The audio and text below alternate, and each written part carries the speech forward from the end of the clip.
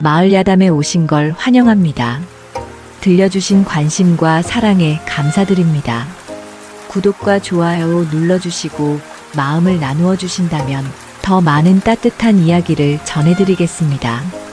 경상도 어느 고을에 서진사댁이라 불리는 양반가가 있었습니다. 대문 3칸에 행랑채까지 갖춘 제법 큰 집이었지요. 이 집안의 막내딸 서연아는 16살이 되던 해까지 부족한 것 없이 자랐습니다. 오빠 셋의 딸은 연아 하나뿐이라 집안 식구들의 사랑을 듬뿍 받으며 컸지요. 서진사는 딸에게 글과 셈을 가르쳤습니다. 여식이 글을 배워 무엇 하겠느냐는 친척들의 핀잔에도 아랑곳하지 않았지요. 연아는 천자문을 떼고 사서삼경을 읽었으며 장부를 보는 법과 셈을 익혔습니다. 아버지는 딸의 총명함을 보며 흐뭇해했지요. 연아야, 사람은 언제 어찌 될지 모르는 법이다. 글과 셈은 아무도 빼앗아갈 수 없는 재주니 잘 익혀두거라. 당시에는 그저 아버지의 사랑이라 여겼던 그 말씀이 훗날 연아의 목숨줄이 될 줄은 꿈에도 몰랐습니다. 그러던 어느 날이었습니다.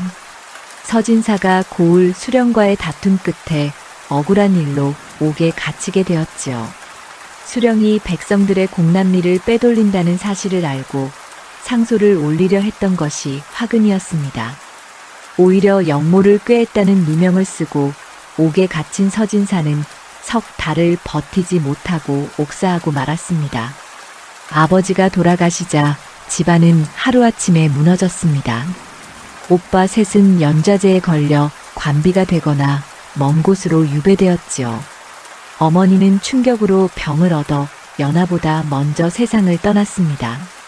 남은 것은 16살 처녀 하나뿐이었습니다. 친척들이 몰려들었습니다. 겉으로는 조문을 왔다 하였으나 실상은 재산을 나누러 온 것이었지요. 연아야, 이제 내가 의지할 곳은 우리밖에 없구나. 우리가 잘 돌봐줄 테니 걱정 말거라. 친척 어르신들의 말은 다정했으나 눈빛은 차가웠습니다. 연아는 그 눈빛을 읽었지요. 장롱 속 비단과 은그릇이 하나씩 사라졌습니다. 땅 문서와 노비 문서도 친척들 손에 들어갔습니다. 연아가 무엇을 달라 하면 친척들은 고개를 저으며 말했지요. 역적의 딸이 감히 재산을 탐하느냐? 내가 살아있는 것만도 감지덕지해야지. 머슴들도 하나 둘 떠나기 시작했습니다. 주인 없는 집에 남아있을 이유가 없었지요. 연아는 텅 빈 집에 홀로 남았습니다. 아궁이에 불 지필 나무도 없었고 부엌에는 쌀 한 톨 남지 않았습니다. 한 달이 지나자 친척들이 다시 찾아왔습니다. 이번에는 빈손이 아니었지요.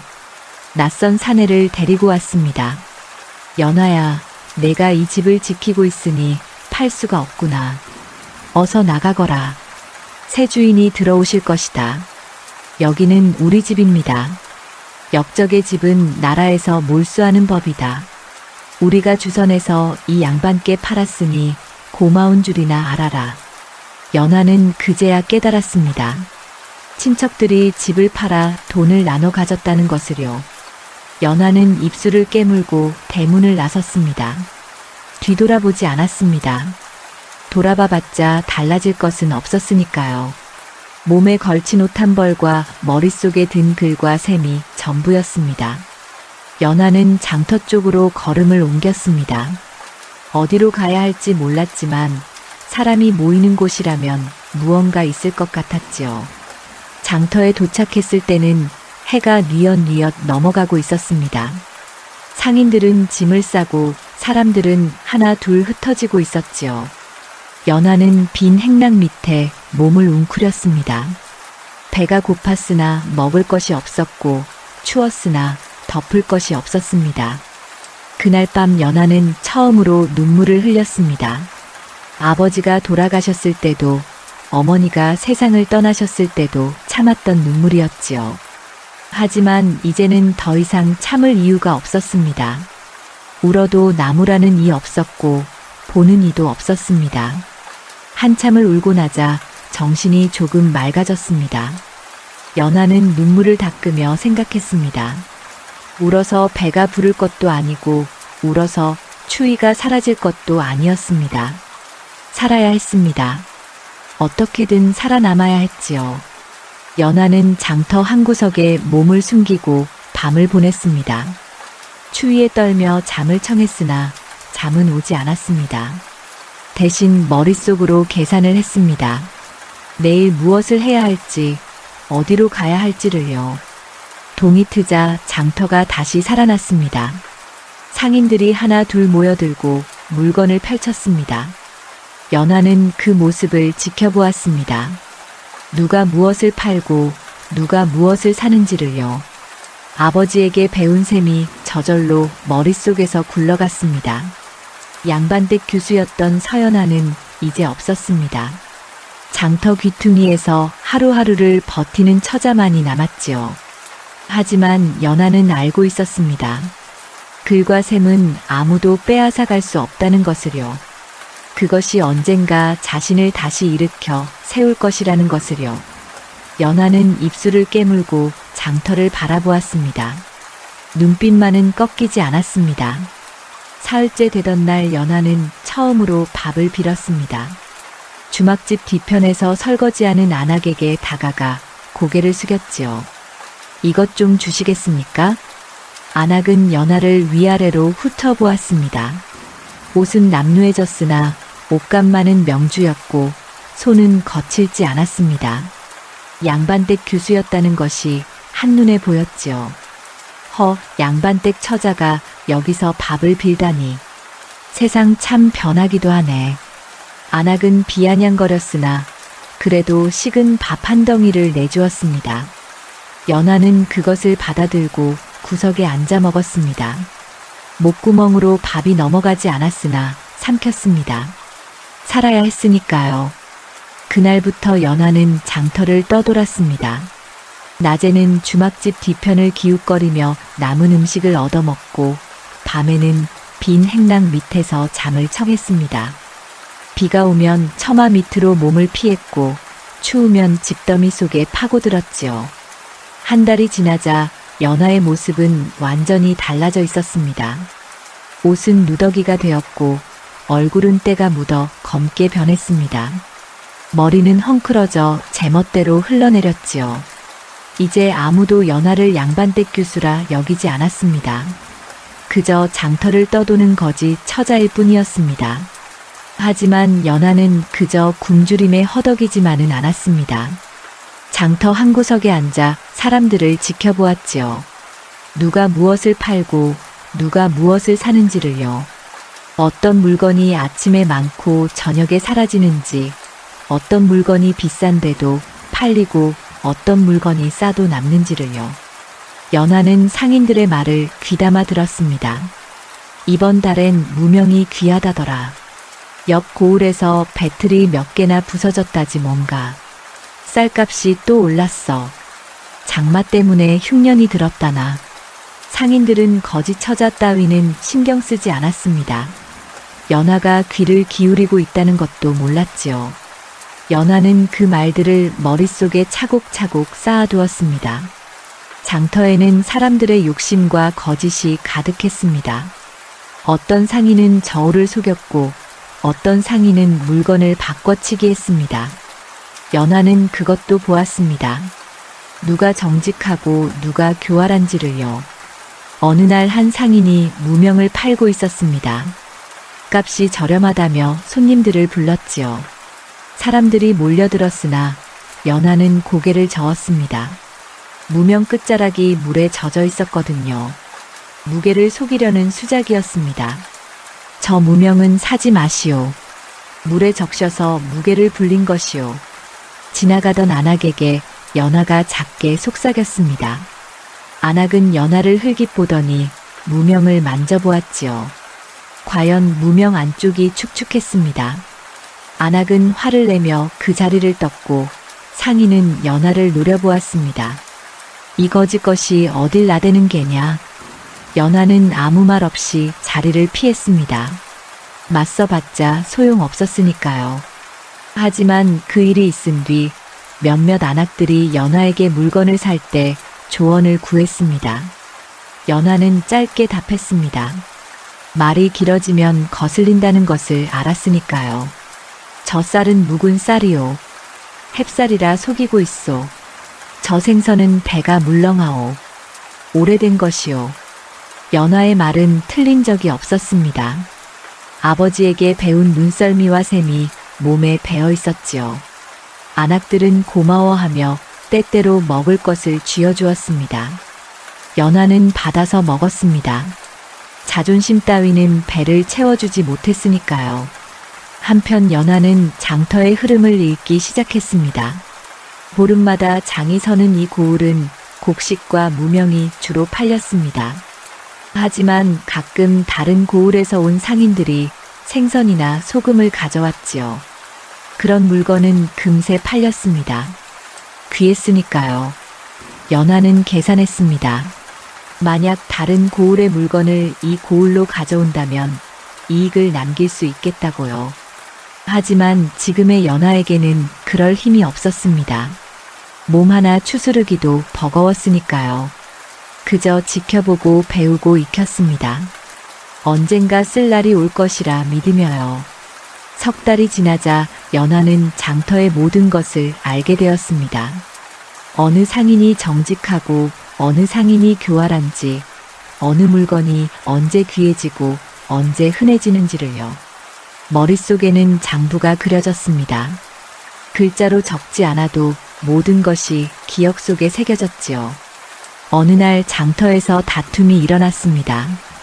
한 농부가 상인에게 속았다며 소리를 질렀습니다. 내가 쌀서말을 팔았는데 돈이 모자라오. 말도 안 되는 소리. 내가 제대로 계산해서 줬소. 구경꾼들이 모여들었으나 누가 옳은지 알 수 없었습니다. 연화는 그 광경을 지켜보다가 입을 열었습니다. 쌀서말은 단양 6푼이요. 그런데 저 상인은 단양만 주었소. 사람들이 연화를 돌아보았습니다. 거짓 처자가 무슨 셈을 한다는 것인지 의아해했지요. 하지만 다시 계산해보니 연화의 말이 맞았습니다. 상인은 쩔쩔매며 나머지 돈을 내놓았습니다. 농부는 연화에게 고개를 숙였습니다. 고맙소, 처자. 연화는 아무 말 없이 고개를 끄덕였습니다. 그리고 다시 구석으로 돌아갔지요. 장터에서 거지로 사는 나날은 비참했습니다. 하지만 연화는 그 속에서 배웠습니다. 사람의 욕심과 거짓을, 물건의 흐름과 값을요. 양반댁 교수였을 때는 몰랐던 세상이었습니다. 연화는 매일 밤 생각했습니다. 언젠가 이 배움이 쓰일 날이 올 것이라고요. 그때까지 살아남아야 한다고요. 글과 셈은 여전히 연화의 머릿속에 남아있었고 그것만은 아무도 빼앗아 갈 수 없었습니다. 장터 귀퉁이에서 연화는 조용히 다음 날을 기다렸습니다. 넉 달째 되던 어느 날 연화는 장터에서 낯익은 얼굴을 보았습니다. 키가 크고 어깨가 넓은 사내였지요. 손에는 굳은 살이 박혀 있었고 걸음걸이는 묵직했습니다. 연화는 그 뒷모습만 보고도 알 수 있었습니다. 박무겸이었습니다. 박무겸은 연한의 집에서 일하던 머슴이었습니다. 서진사댁이 몰락하기 전까지 10년 넘게 일했던 사람이지요. 말수가 적고 성실했으며 시키는 일은 묵묵히 해냈습니다. 연화의 아버지는 박무겸을 믿었고 연화도 그를 기억하고 있었습니다. 박무겸은 장터에서 짐을 날랐습니다. 상인들의 물건을 지고 나르는 일이었지요. 땀을 흘리며 일하는 모습이 예전 그대로였습니다. 연화는 그를 지켜보았습니다. 다가가지는 않았습니다. 며칠 동안 연화는 박무겸을 관찰했습니다. 어느 상인 밑에서 일하는지, 얼마나 품삯을 받는지, 어디서 자고 무엇을 먹는지를요. 박무겸은 여전히 성실했습니다. 맡은 일을 끝까지 해냈고 속이거나 게으름을 피우지 않았지요. 사흘째 되던 날 박무겸이 쉬는 모습을 보았습니다. 우물가에 앉아 물을 마시고 있었지요. 연화는 천천히 다가갔습니다. 박무겸은 연화를 보고 잠깐 멈칫했습니다. 눈빛이 흔들렸지요. 아씨, 작은 목소리였습니다. 확신하지 못하는 목소리였지요. 연화는 고개를 돌렸습니다. 모른 척했습니다. 박무겸은 다시 연화를 보았으나 더 묻지 않았습니다. 연화의 모습이 너무 달라져 있었으니까요. 하지만 연화는 알았습니다. 박무겸이 자신을 알아봤다는 것을요. 그리고 더 이상 묻지 않았다는 것도요. 그것이 박무겸의 성정이었습니다. 깊이 캐묻지 않고 상대가 말하지 않으면 기다리는 사람이었지요. 연화는 며칠을 더 기다렸습니다. 박무겸의 하루를 지켜보며 그가 어떤 사람인지 다시 확인했습니다. 예전의 박무겸과 지금의 박무겸이 같은지를요. 박무겸은 변하지 않았습니다. 여전히 말없이 일했고 품삯을 제대로 받지 못해도 따지지 않았습니다. 힘든 일을 도맡아 했고 다른 이들과 다투지 않았지요. 연화는 그 모습을 보며 결정했습니다. 엿새째 되던 날 연화가 박무겸에게 다가갔습니다. 박무겸은 짐을 내려놓고 쉬고 있었지요. 연화는 그 앞에 섰습니다. 저를 기억하십니까? 박무겸이 고개를 들었습니다. 눈빛이 흔들렸습니다. 아씨, 이제 아씨가 아닙니다. 그냥 연화라 부르십시오. 박무겸은 아무 말도 하지 못했습니다. 연화의 모습을 보며 입술을 깨물었지요. 연화는 박무겸의 눈빛을 읽었습니다. 안타까움과 미안함이 섞여 있었습니다. 댁이 무너지던 날 저도 있었습니다. 하지만 아무것도 하지 못했습니다. 알고 있습니다. 죄송합니다. 사과할 일이 아닙니다. 당신도 먹고 살아야 했으니까요. 박무겸은 고개를 숙였습니다. 연화는 그를 지그시 바라보았지요. 한 가지 묻겠습니다. 당신은 지금 누구 밑에서 일합니까? 장터의 상인들입니다. 하루 품삯을 받고 짐을 날라줍니다. 그렇다면 제 밑에서 일할 수 있겠습니까? 박무겸이 고개를 들었습니다. 의아한 표정이었지요. 아씨께서 무슨 일을 하신다는 말씀입니까? 아직은 아무것도 없습니다. 하지만 곧 시작할 것입니다. 연화의 목소리는 단호했습니다. 박무겸은 연화를 물끄러미 바라보았습니다. 거짓골을 한 처자가 무슨 일을 하겠다는 것인지 알 수 없었지요. 하지만 연화의 눈빛은 예전 그대로였습니다. 총명하고 단단했습니다. 아씨를 믿겠습니다. 품삯은 아직 드릴 수 없습니다. 괜찮습니다. 왜 그렇게 쉽게 믿으십니까?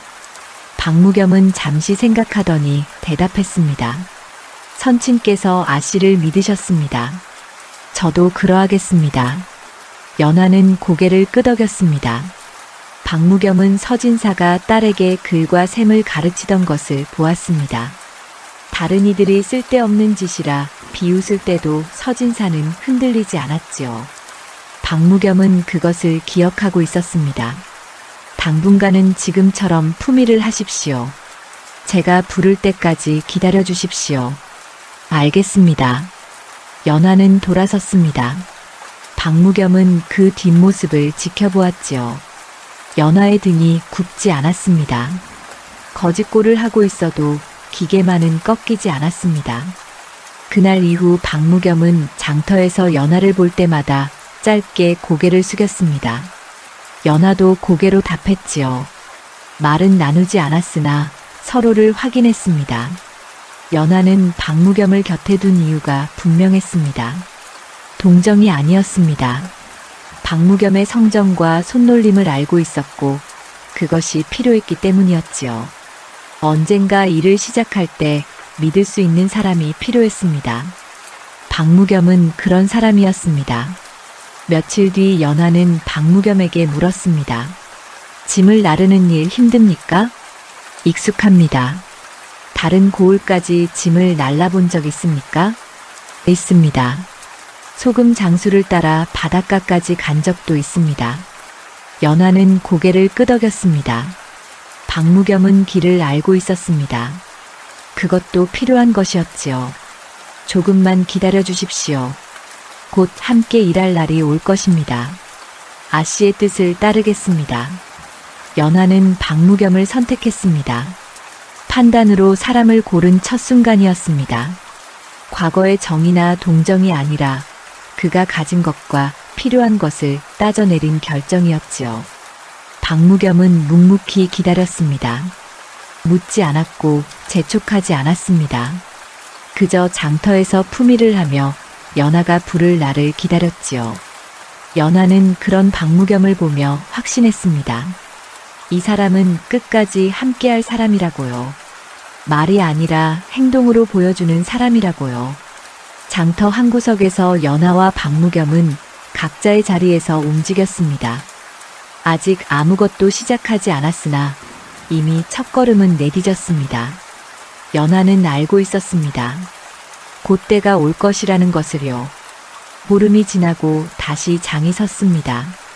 연화는 그동안 모아둔 푼돈을 꺼냈습니다. 안악들에게 물건을 골라주고 받은 것, 농부의 셈을 도와주고 얻은 것들이었지요. 모두 합쳐도 열량이 되지 않았습니다. 연화는 박무겸을 불렀습니다. 오늘부터 함께 일하겠습니다. 무엇을 하면 되겠습니까? 제가 시키는 대로만 하십시오. 박무겸은 고개를 끄덕였습니다. 연화는 장터를 돌며 물건을 살폈습니다. 무명, 곡식, 생선, 소금. 여러 물건이 있었으나 연화는 쉽게 손을 대지 않았습니다. 한 상인이 물을 팔고 있었습니다. 싱싱한 무였으나 사람들의 발길이 뜸했지요. 연화는 그 이유를 알았습니다. 지금은 무가 흔한 철이었으니까요. 하지만 보름 뒤면 달라질 것이었습니다. 저 물을 사겠습니다. 상인은 잠시 망설이다가 고개를 끄덕였습니다. 어차피 남는 것보다는 나았으니까요. 연화는 12푼을 건넸고 박무겸에게 광주리를 지게 했습니다. 이것을 어디로 가져가면 되겠습니까? 장터 뒤편 빈 움막으로 가십시오. 박무겸은 묵묵히 짐을 날랐습니다. 연화는 그 뒤를 따랐지요. 움막은 아무도 쓰지 않는 곳이었습니다. 연화가 며칠 전 찾아둔 곳이었지요. 여기에 두십시오. 박무겸이 물을 내려놓자 연화는 물을 하나하나 살폈습니다. 상한 것은 없는지, 크기는 고른지를요. 다행히 모두 쓸만했습니다. 이제 무엇을 하면 되겠습니까? 이틀 뒤에 다시 오십시오. 그때 이 물을 날라야 합니다. 박무겸은 고개를 끄덕이고 돌아갔습니다. 연화는 혼자 남아 물을 정리했습니다. 움막 안은 서늘했고 바람이 잘 통했지요. 물을 보관하기에 알맞은 곳이었습니다. 이틀 동안 연화는 움막을 지켰습니다. 밤에는 무 옆에서 잠을 잤고 낮에는 장터로 나가 소식을 들었지요. 연화가 기다리던 소식이 들려왔습니다. 이번에 관가에서 잔치를 연다더라. 그래, 무슨 잔치인데? 원님 생신이라지 뭔가. 음식 장만하느라 난리라던데. 연화는 입가에 미소를 지었습니다. 예상한 대로였습니다. 관가에서 잔치를 열면 무가 많이 필요했습니다.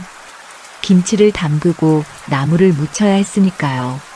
장터의 무는 이미 다 팔렸고 남은 것은 연화의 무뿐이었습니다. 이틀째 되는 날 박무겸이 왔습니다.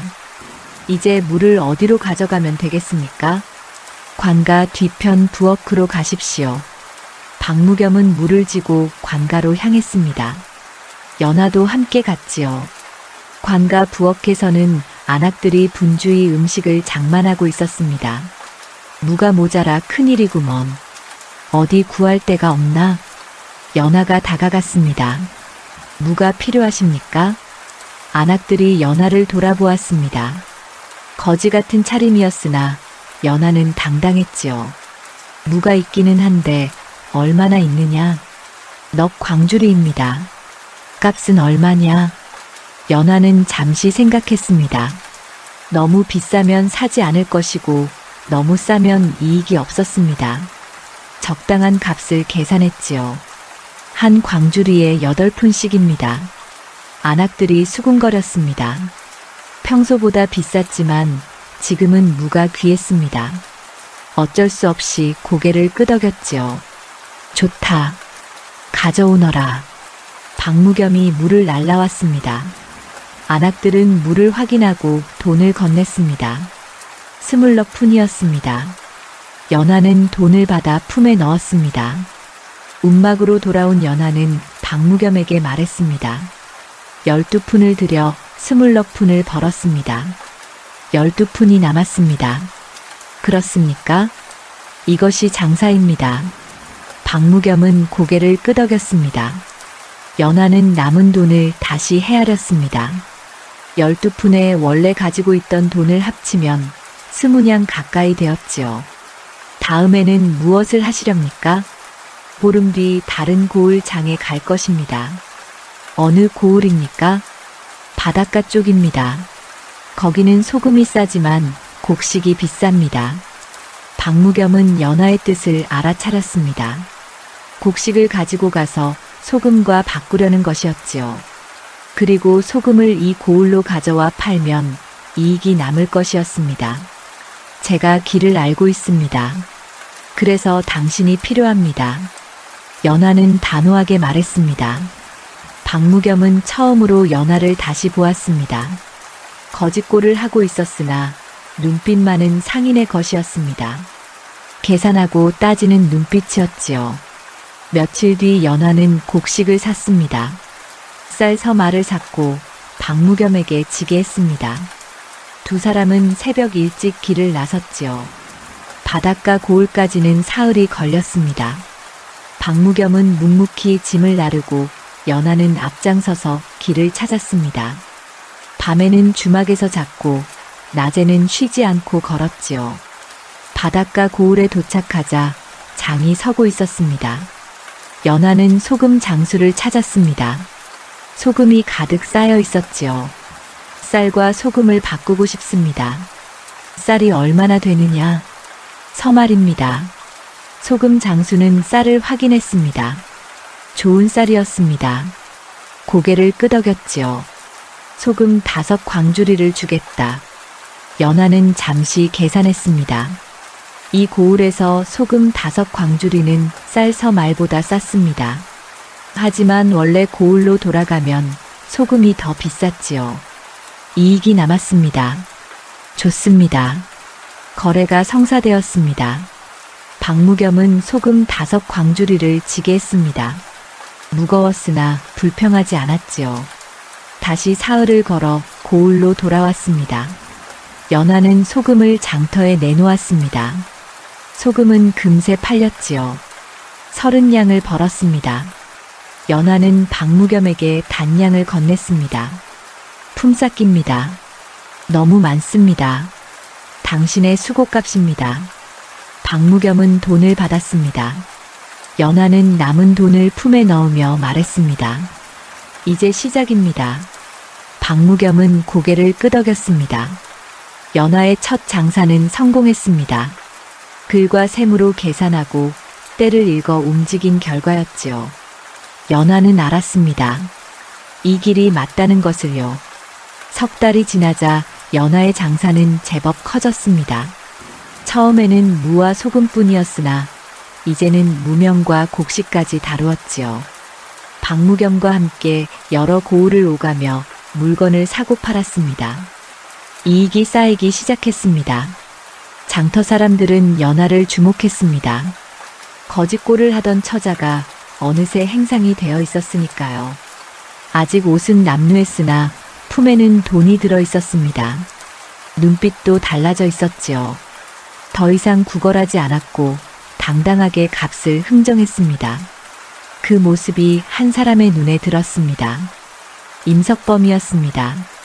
임석범은 이 고을 장터를 쥐고 있는 상인이었습니다. 35살의 나이에 큰 객주를 운영했고 여러 고을에 사람을 두고 있었지요. 장터에서 임석범이 거래하지 않는 물건이 없었습니다. 곡식, 무명, 소금, 심지어 가축까지 모두 그의 손을 거쳤습니다. 임석범은 장터에 나와 있는 상인들을 관찰하는 버릇이 있었습니다. 누가 무엇을 팔고 누가 이익을 남기는지를요. 그렇게 장터를 장악해왔지요. 어느 날 임석범이 연하를 불렀습니다. 저기 처자, 잠깐 이리 오너라. 연하는 임석범을 알고 있었습니다. 장터에서 가장 큰 손이라는 것도요. 하지만 겉으로는 내색하지 않고 다가갔습니다. 저를 부르셨습니까? 내가 요즘 장사를 한다지. 그렇습니다. 임석범은 연하를 위아래로 훑어보았습니다. 여전히 남루한 옷차림이었으나 눈빛만은 예사롭지 않았지요. 무엇을 파느냐? 고을마다 필요한 것을 사고 팔고 있습니다. 혼자서? 아닙니다. 함께 일하는 이가 있습니다. 임석범은 코웃음을 쳤습니다. 장사가 그리 쉬운 줄 아느냐? 내가 지금은 푼돈을 벌고 있겠지만 제대로 된 장사는 그게 아니다. 그렇습니까? 연하의 목소리는 담담했습니다. 임석범은 그 태도가 마음에 들지 않았지요. 내 객주에 들어와 일을 배워보지 않겠느냐? 내가 가르쳐 주마. 고맙지만 괜찮습니다. 임석범의 얼굴이 굳었습니다. 장터에서 그의 제안을 거절하는 사람은 없었습니다. 그런데 이 처자가 감히 거절하다니. 내가 혼자 해봤자 얼마나 벌겠느냐. 나를 따르면 제대로 된 장사를 배울 수 있다. 저는 제 방식대로 하고 싶습니다. 연하는 고개를 숙여 인사하고 돌아섰습니다. 임석범은 그 뒷모습을 노려보았지요. 무례한 것이라 생각했습니다. 며칠 뒤 임석범이 다시 연하를 찾았습니다. 이번에는 장부를 들고 왔지요. 내가 무명을 판다지? 그렇습니다. 내 객주에도 무명이 있다. 한번 값을 비교해보자. 임석범은 장부를 펼쳤습니다. 무명 한 필의 값이 적혀 있었지요. 연하보다 2푼 쌌습니다. 보아라. 내 무명이 더 싸다. 내가 어찌 나와 겨루겠느냐? 연하는 장부를 보고 고개를 끄덕였습니다. 그렇습니다. 당신의 무명이 더 쌉니다. 그럼 이제 알겠느냐? 내가 아무리 발버둥 쳐도 나를 이길 수 없다. 하지만 저는 당신과 겨루려는 것이 아닙니다. 뭐라고? 저는 제가 갈 길을 갈 뿐입니다. 당신께서 무명을 싸게 파신다면 저는 다른 것을 팔겠습니다. 임석범은 어이가 없었습니다. 이 처자가 자신을 피해 가겠다는 말이었지요. 맞서지도 않고 도망치겠다는 것이었습니다. 비겁한 것. 비겁하다 생각하신다면 그렇게 여기십시오. 연하는 다시 인사하고 물러났습니다. 임석범은 화가 났으나 이상하게도 웃음이 났습니다. 장터에서 자신에게 이런 식으로 대하는 사람은 처음이었으니까요. 그날 이후 임석범은 연하를 지켜보았습니다. 어떻게 장사를 하는지, 무엇을 사고 파는지를요. 연하는 임석범이 다루는 물건을 피했습니다. 임석범이 곡식을 팔면 연하는 소금을 팔았고, 임석범이 무명을 팔면 연하는 나무를 팔았지요. 임석범은 연하가 겁이 많다고 생각했습니다. 자신과 맞서지 못하고 도망 다니는 것이라 여겼지요. 그래서 방심했습니다. 저 처자는 위험하지 않다고 판단했습니다. 한 달쯤 지났을 때 임석범의 부하가 보고했습니다. 저 처자가 장사 범위를 넓히고 있습니다. 그래, 얼마나 벌고 있느냐? 한 달에 50냥쯤 되는 것 같습니다. 임석범은 코웃음을 쳤습니다. 50냥? 그까짓 것으로 무엇을 하겠느냐? 내버려 두어라. 부하는 고개를 끄덕이고 물러났습니다. 임석범은 연하를 얕잡아 보았습니다. 50냥 정도로는 큰 장사를 할 수 없다고 생각했지요. 하지만 임석범은 몰랐습니다. 연하가 일부러 작게 보이려 한다는 것을요. 실제로 연하는 100냥 가까이 벌고 있었으나 겉으로는 절반만 드러냈습니다. 나머지는 숨겨두었지요. 연하는 임석범의 성정을 읽었습니다. 자신보다 약한 자는 무시하고 강한 자만 경계한다는 것을요. 그래서 일부러 약하게 보였습니다. 임석범이 방심하도록요. 어느 날 박무겸이 물었습니다. 왜 임석범에게 맞서지 않으십니까? 우리도 이제 제법 돈이 모였는데 정면으로 겨뤄볼 만하지 않습니까? 아닙니다. 왜 그렇습니까? 지금 맞서면 집니다. 임석범은 오랜 세월 장터를 장악했습니다. 사람도 많고 돈도 많습니다. 지금 맞서는 것은 계란으로 바위치기입니다. 그럼 언제 맞서실 생각입니까? 맞서지 않을 겁니다. 박무겸은 의아한 표정을 지었습니다. 연하는 조용히 말했지요. 임석범이 스스로 무너지도록 둘 겁니다. 무슨 말씀이십니까? 욕심 많은 자는 언젠가 욕심의 발목을 잡힙니다. 저는 그때를 기다릴 뿐입니다. 박무겸은 고개를 끄덕였습니다. 연하의 뜻을 완전히 이해하지는 못했으나 믿기로 했습니다.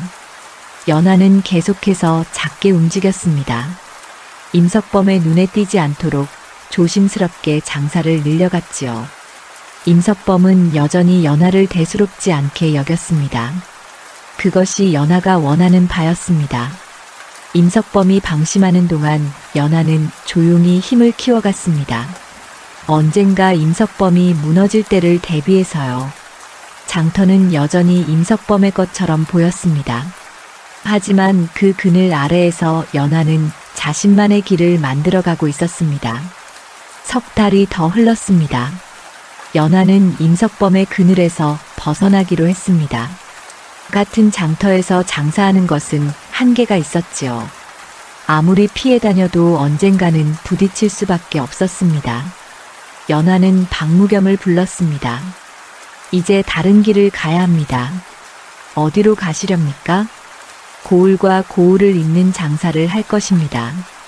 박무겸은 고개를 끄덕였습니다. 연하가 무슨 뜻인지 알았지요. 한 곳에 머물지 않고 여러 고을을 오가며 물건을 사고 파는 것이었습니다. 힘들 것입니다. 알고 있습니다. 하지만 이것이 임석범을 피하는 길입니다. 연하는 지도를 펼쳤습니다. 아버지에게 배울 때 보던 지도였지요.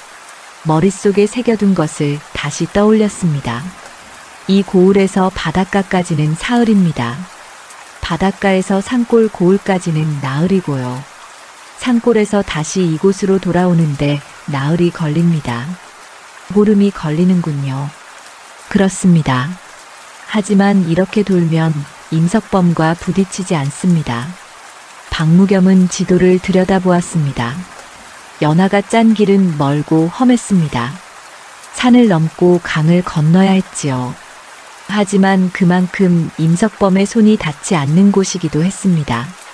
제가 따르겠습니다. 고맙습니다. 이튿날 두 사람은 길을 나섰습니다. 연하는 이 고을에서 곡식을 샀습니다. 박무겸이 지게로 날랐지요. 바닷가로 향하는 길은 험했습니다. 산길을 넘어야 했고 개울을 건너야 했습니다. 사흘째 되는 날 바닷가 고을에 도착했습니다. 연하는 곡식을 소금과 바꿨습니다. 그리고 젓갈도 조금 샀지요. 바닷가에서만 구할 수 있는 것이었습니다. 이제 산골로 갑니다. 산골까지는 멉니다. 길도 험하고요. 알고 있습니다. 하지만 산골에는 약초와 버섯이 있습니다. 박무겸은 고개를 끄덕였습니다. 연하는 이미 모든 것을 계산하고 있었지요. 나흘을 걸어 산골 고을에 도착했습니다. 연하는 소금과 젓갈을 팔았습니다. 산골에서는 소금이 귀했지요. 비싸게 팔렸습니다. 그리고 약초와 말린 버섯을 샀습니다. 이것들은 어디에 파실 겁니까? 처음 출발했던 고을로 돌아가 팔 것입니다. 약초와 버섯은 양반댁에서 귀하게 여기는 물건입니다. 다시 나흘을 걸어 원래 고을로 돌아왔습니다. 보름이 걸린 긴 여정이었습니다. 박무겸은 지쳐 있었으나 연하는 여전히 또렷했지요. 연하는 약초와 버섯을 약방과 양반댁에 팔았습니다. 값을 후하게 받았습니다. 귀한 물건이었으니까요. 계산을 해보니 100냥이 넘는 이익이었습니다. 이것이 고을을 잇는 장사입니다. 박무겸은 감탄했습니다. 한 곳에 머물러 장사하는 것보다 훨씬 많은 이익이었지요. 하지만 몸이 힘듭니다. 그렇습니다. 하지만 임석범은 이런 장사를 하지 않습니다. 그는 한 곳에 객주를 차리고 사람들이 오기를 기다립니다. 그럼 우리는 계속 이렇게 돌아다녀야 합니까? 당분간은 그래야 합니다. 연하는 단호했습니다. 지금은 힘을 키울 때였습니다. 임석범과 같은 방식으로는 이길 수 없었지요. 다른 길을 가야 했습니다. 한 달에 2번씩 고을을 돌았습니다. 바닷가, 산골, 그리고 원래 고을로요. 매번 다른 물건을 사고 팔았습니다. 철마다 필요한 것이 달랐으니까요. 봄에는 나물과 약초를, 여름에는 과일과 생선을, 가을에는 곡식과 무명을, 겨울에는 소금과 말린 생선을 날랐습니다. 연하는 머릿속으로 모든 것을 계산했지요. 어느 고을에 무엇이 필요한지, 언제 사고 언제 팔아야 하는지를요. 박무겸은 묵묵히 짐을 날랐습니다. 힘들었으나 불평하지 않았지요. 연하의 판단을 믿었으니까요. 석 달이 지나자 연하의 손에는 500냥이 모였습니다. 처음 시작할 때와는 비교할 수 없는 돈이었지요. 연하는 그 돈으로 노새 한 마리를 샀습니다. 이제 당신이 직접 짐을 지지 않아도 됩니다. 박무겸은 고개를 저었습니다. 괜찮습니다. 제가 할 수 있습니다. 아닙니다. 당신의 몸이 상하면 저도 곤란합니다. 노새를 쓰십시오. 연하의 말은 차가웠으나 배려였습니다. 박무겸은 고개를 숙였지요. 노새가 생기자 더 많은 짐을 날랐습니다. 이익도 늘어났습니다. 한 달에 100냥씩 벌었습니다. 1년이면 1000냥이 넘는 돈이었지요. 그 소문이 장터에 퍼졌습니다. 저 처자가 돈을 많이 번다더라. 고을을 돌며 장사한다지. 임석범도 모르는 길을 개척했다던데. 임석범의 귀에도 들어갔습니다. 하지만 임석범은 여전히 대수롭지 않게 여겼지요. 돌아다니며 장사하는 것이 얼마나 힘든지 모르는구나. 곧 지쳐서 그만둘 것이다. 임석범은 연하가 오래 버티지 못할 것이라 생각했습니다. 몸이 견디지 못할 것이라 여겼지요. 하지만 연하는 멈추지 않았습니다. 1년이 지났습니다. 연하는 여전히 고을을 돌았습니다. 이제는 3고을이 아니라 5고을을 돌았지요. 더 먼 곳까지 갔고 더 다양한 물건을 다루었습니다. 박무겸도 달라져 있었습니다. 이제는 연하가 시키지 않아도 무엇을 해야 할지 알았습니다. 어느 고을에서 무엇을 사고 어느 고을에서 무엇을 팔아야 하는지를요. 이제 당신도 장사를 아는군요. 아씨께서 가르쳐 주신 덕분입니다. 가르쳐 준 것이 아닙니다. 당신이 보고 배운 것입니다. 연하는 박무겸을 인정했습니다. 이제 박무겸은 단순히 짐을 나르는 사람이 아니었습니다. 함께 판단하고 움직이는 동업자였지요. 2사람은 계속해서 고을을 돌았습니다. 임석범의 그늘을 완전히 벗어나 자신들만의 길을 만들어갔습니다. 장터에서는 연하를 이제 다른 눈으로 보았습니다. 저 처자가 범상치 않다. 임석범도 못하는 장사를 하고 있지 않은가. 연하의 이름이 조금씩 알려지기 시작했습니다. 하지만 연하는 여전히 조용히 움직였습니다. 드러나지 않는 것이 더 안전했으니까요. 연하는 알고 있었습니다. 아직 때가 아니라는 것을요. 더 크게 키워야 한다는 것을요. 그래야 임석범이 무너질 때 그 자리를 차지할 수 있다는 것을요. 2년째 되던 해봄이었습니다. 임석범에게 큰 기회가 찾아왔습니다. 한양에서 온 상인이 거래를 제안했지요. 이번에 궁궐에 납품할 무명이 필요합니다. 1000피를 구할 수 있겠습니까? 임석범의 눈이 반짝였습니다. 1000필이면 엄청난 이익이었습니다. 하지만 문제가 있었지요. 한 달 안에 구해야 했습니다. 할 수 있습니다. 임석범은 자신있게 대답했습니다. 욕심이 앞섰던 것이지요. 한양 상인은 계약금으로 500냥을 건넸습니다. 한 달 뒤에 다시 오겠습니다. 그때까지 1000피를 준비해 두십시오. 임석범은 곧장 사람들을 풀었습니다. 여러 고을에서 무명을 사들이기 시작했지요. 하지만 쉽지 않았습니다. 한 달 안에 1000피를 구하기는 어려웠습니다. 임석범은 다른 상인들에게 무명을 비싸게 사들이기 시작했습니다. 급하게 모으다 보니 값을 제대로 흥정하지 못했지요. 평소보다 2배 비싼 값을 주고 샀습니다. 이래도 이익이 남습니다. 궁궐 납품이니 값을 후하게 받을 테니까요.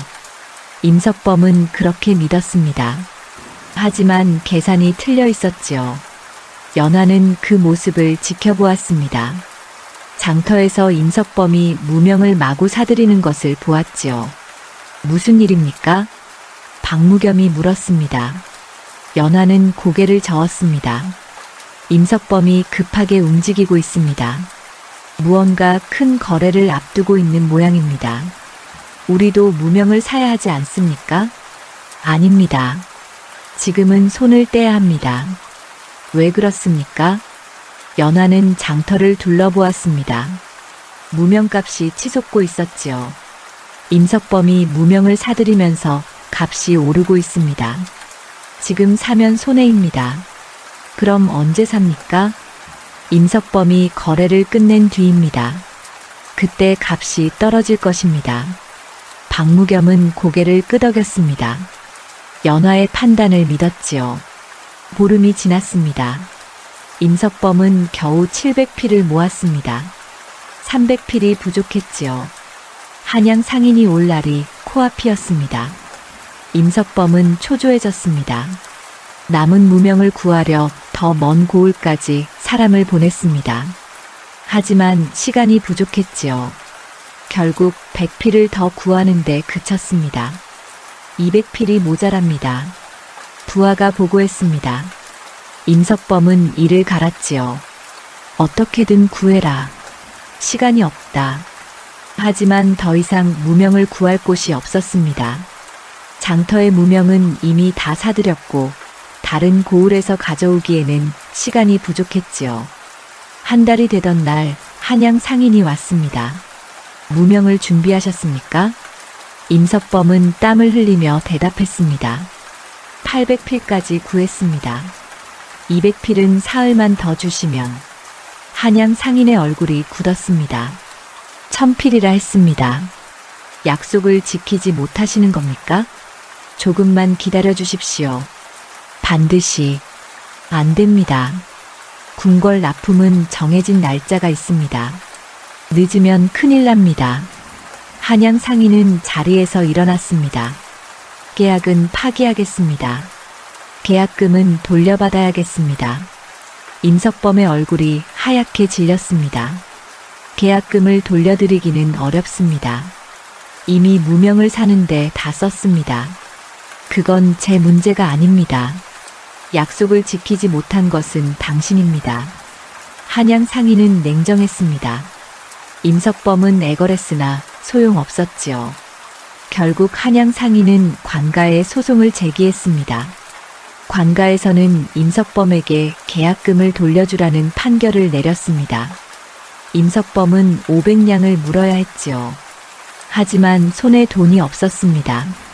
모두 무명을 사는데 썼으니까요. 임석범은 무명을 팔기 시작했습니다. 하지만 문제가 있었습니다. 임석범이 무명을 급하게 사들이면서 값이 올랐던 것처럼 이제 무명을 급하게 팔려 하니 값이 떨어졌지요. 무명 한 필의 10냥입니다. 너무 비쌉니다. 다른 곳에서는 6냥에 팝니다. 상인들은 임석범의 급한 속을 알았습니다. 일부러 값을 깎았지요. 임석범은 손해를 보면서도 팔 수밖에 없었습니다. 한 달이 지나자 임석범은 무명을 모두 팔았습니다. 하지만 엄청난 손해를 봤지요. 1000냥이 넘는 돈을 잃었습니다. 소문이 장터에 퍼졌습니다. 임석범이 망했다더라. 욕심을 부리다 큰 코 다쳤지. 임석범의 객주는 기울기 시작했습니다. 빚쟁이들이 몰려들었고 부하들은 하나둘 떠나갔지요. 임석범은 하루아침에 몰락했습니다. 연화는 그 모습을 조용히 지켜보았습니다. 임석범이 무너지는 과정을 처음부터 끝까지 봤지요. 불쌍하지 않습니까? 박무겸이 물었습니다. 연화는 고개를 저었습니다. 불쌍하지 않습니다. 임석범은 자신의 욕심에 무너진 것입니다. 우리가 도와줄 수는 없습니까? 왜 도와야 합니까? 임석범은 저를 깔보고 무시했습니다. 그가 무너지는 것은 스스로 선택한 길입니다. 연화의 목소리는 차갑습니다. 박무겸은 더 묻지 않았습니다. 며칠 뒤 연화는 무명을 사기 시작했습니다. 값이 많이 떨어져 있었지요. 싸게 샀습니다. 이제 무명을 팔 때입니다. 어디에 파시렵니까? 다른 고을로 가져가 팔 것입니다. 거기는 아직 무명이 귀합니다. 연화는 임석범이 무너진 틈을 이용했습니다. 싸게 산 무명을 비싸게 팔아 큰 이익을 남겼지요. 임석범의 객주는 결국 문을 닫았습니다. 장터를 장악하던 큰 손이 사라진 것이었습니다. 사람들은 수군거렸지요. 이제 누가 장터를 이끌까? 하지만 아무도 나서지 않았습니다. 임석범처럼 큰 돈을 가진 사람이 없었으니까요. 연화는 여전히 고을을 돌며 장사를 했습니다. 겉으로는 달라진 것이 없었지요. 하지만 속으로는 알고 있었습니다. 이제 기회가 왔다는 것을요. 임석범이 무너진 것은 연화가 의도한 것이 아니었습니다. 하지만 연화는 그 흐름을 읽었고 피해갔으며 결국 살아남았습니다. 욕심을 부리지 않았고 자신의 분수를 지켰기 때문이었지요. 장터는 새로운 주인을 기다리고 있었습니다. 연화는 조용히 그 자리를 향해 걸어가고 있었습니다. 3년이 흘렀습니다. 연화는 이제 여러 고을을 잇는 장사의 중심이 되어 있었습니다. 임석범이 무너진 뒤 그 자리를 조용히 채워간 것이지요. 연화는 객주를 차렸습니다. 크지는 않았으나 알차게 운영했습니다. 여러 고을에 사람을 두고 물건을 사고 팔았지요. 바닷가에서는 소금과 생선을, 산골에서는 약초와 버섯을, 들판에서는 곡식과 무명을 거래했습니다. 사람들은 연화를 서부인이라 불렀습니다. 이제 더 이상 거지 처자가 아니었지요. 깨끗한 옷을 입고 당당히 장터를 다녔습니다. 하지만 화려하지는 않았습니다. 검소한 무명옷을 입었고 비단은 걸치지 않았지요. 어느 날 낯익은 얼굴들이 연화를 찾아왔습니다. 과거에 연화를 내쫓았던 친척들이었습니다. 연화야, 우리를 기억하느냐? 연화는 그들을 물끄러미 바라보았습니다. 3년 전 재산을 가로채고 자신을 거리로 내몬 사람들이었지요. 기억합니다. 그때는 우리도 어쩔 수 없었다. 내 아버지께서 역적으로 몰리시는 바람에. 그만하십시오. 연화의 목소리는 차가웠습니다. 친척들은 멈칫했지요. 우리도 이제 살기 힘들어졌구나. 내가 잘 되었다니 조금만 도와줄 수 없겠느냐? 도와드릴 수 없습니다. 아니, 연화야. 우리가 비록 그때 잘못했지만 잘못하셨다는 것을 아신다면 그것으로 충분합니다. 돌아가십시오. 연화는 돌아섰습니다. 친척들은 몇 마디 더 했으나 연화는 듣지 않았지요. 박무겸이 그들을 내보냈습니다. 냉정하십니다. 박무겸이 조심스럽게 말했습니다. 연화는 고개를 저었습니다. 냉정한 것이 아닙니다. 그저 선을 긋는 것입니다. 저를 버린 사람들에게 다시 손을 내밀 이유가 없습니다. 하지만 혈육이지 않습니까? 혈육이라면 저를 거리로 내몰지 않았을 것입니다. 박무겸은 더 이상 말하지 않았습니다. 연화의 눈빛이 단단했지요. 며칠 뒤 연화는 장터를 나섰습니다. 오랜만에 혼자 걷는 길이었습니다. 박무겸에게는 다른 일을 시켰지요. 연화는 장터 뒤편으로 갔습니다. 3년 전 자신이 밥을 빌던 주막집이 있었습니다. 그 뒤편에는 여전히 거지들이 모여 있었지요. 연화는 주막집 주인을 불렀습니다. 주인 어르신, 누구시오? 아, 서부인께서 어인일이십니까? 주인은 놀라 허리를 굽혔습니다. 연화는 은자 몇 냥을 꺼내 건넸습니다. 이 돈으로 뒤편에 있는 이들에게 밥을 주십시오. 예, 거지들 말씀이십니까? 그렇습니다. 오늘 하루만이 아니라 보름에 한 번씩 밥을 주십시오. 부족하면 제게 말씀하시고요. 주인은 돈을 받아들며 고개를 갸우뚱했습니다. 부인께서 왜 거지들에게? 제가 한때 저들과 같았습니다. 주인은 그제야 연화를 다시 보았습니다. 3년 전 이곳에서 밥을 빌던 처자였지요. 이제는 부인이 되어 돌아온 것이었습니다. 알겠습니다. 잘 먹이겠습니다. 연화는 고개를 끄덕이고 돌아섰습니다. 뒤편에서 거지들이 밥을 받아먹는 소리가 들렸지요. 연화는 그 소리를 들으며 걸었습니다. 그날 이후 연화는 가끔씩 장터를 돌며 어려운 이들을 도왔습니다.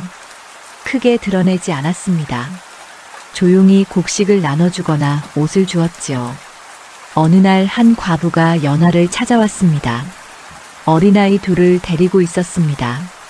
부인, 살려주십시오. 아이들이 굶고 있습니다.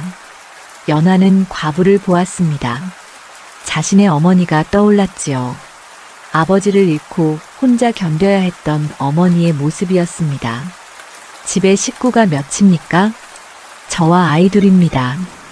일은 할 수 있습니까? 무엇이든 하겠습니다. 연화는 곡식 한 가마를 내주었습니다. 이것으로 한 달은 버티십시오. 그리고 보름 뒤에 다시 오십시오. 일자리를 찾아드리겠습니다. 과부는 눈물을 흘리며 절을 했습니다. 연화는 그를 일으켜 세웠지요. 보름 뒤 과부가 다시 왔습니다. 연화는 약속대로 일자리를 주었습니다. 객주에서 심부름하는 일이었지요. 많은 품삯은 아니었으나 먹고 살 만했습니다. 고맙습니다, 부인. 평생 은혜를 잊지 않겠습니다. 은혜랄 것 없습니다. 일한 만큼 품삯을 드리는 것뿐입니다. 연화는 담담히 말했습니다. 하지만 마음속으로는 생각했습니다. 3년 전 자신도 이런 도움이 필요했었다고요.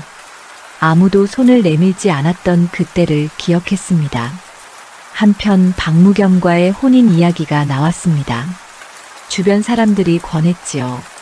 부인께서 이제 혼인하실 때도 되지 않았습니까? 연화는 고개를 저었습니다. 아직 생각이 없습니다. 하지만 며칠 뒤 연화는 박무겸을 불렀습니다. 한 가지 묻겠습니다. 말씀하십시오. 당신은 저와 함께 일하는 것을 어떻게 생각합니까? 박무겸은 잠시 생각하다 대답했습니다. 제 삶에서 가장 의미 있는 일입니다. 그렇다면 앞으로도 함께 할 수 있겠습니까? 물론입니다. 연화는 고개를 끄덕였습니다. 그렇다면 혼인합시다. 박무겸은 놀라 연화를 바라보았습니다. 정말입니까? 저는 사랑으로 혼인하는 것이 아닙니다.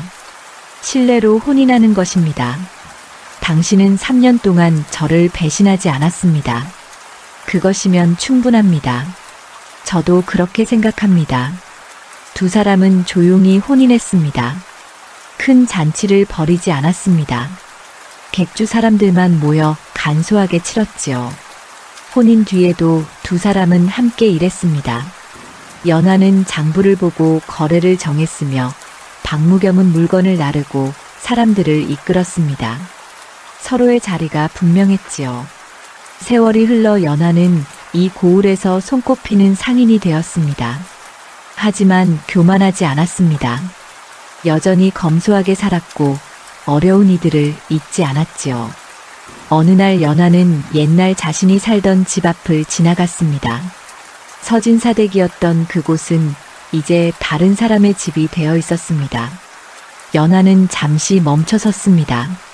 아버지, 저 이렇게 살고 있습니다. 작게 중얼거렸습니다. 바람이 불어 옷자락을 흔들었지요. 연하는 돌아섰습니다.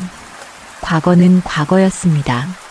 이제는 앞을 보고 걸어가야 했습니다. 몰락한 양반댁 막내딸은 끝내 지혜와 계산으로 판을 지배하는 사람이 되었습니다. 거지 시절의 굶주림을 잊지 않았고 그 기억으로 남을 도왔습니다. 배신당한 아픔을 기억했고 그래서 신뢰를 소중히 여겼지요. 연하는 알고 있었습니다. 사람은 어느 순간 무너질 수 있다는 것을요. 하지만 다시 일어설 수도 있다는 것을요. 그것이 연하가 배운 가장 큰 가르침이었습니다. 장터는 여전히 사람들로 북적였습니다. 그 한가운데 연하가 서 있었습니다. 더 이상 거지가 아니라 당당한 상인으로요. 끝까지 남은 사람, 그것이 연하였습니다.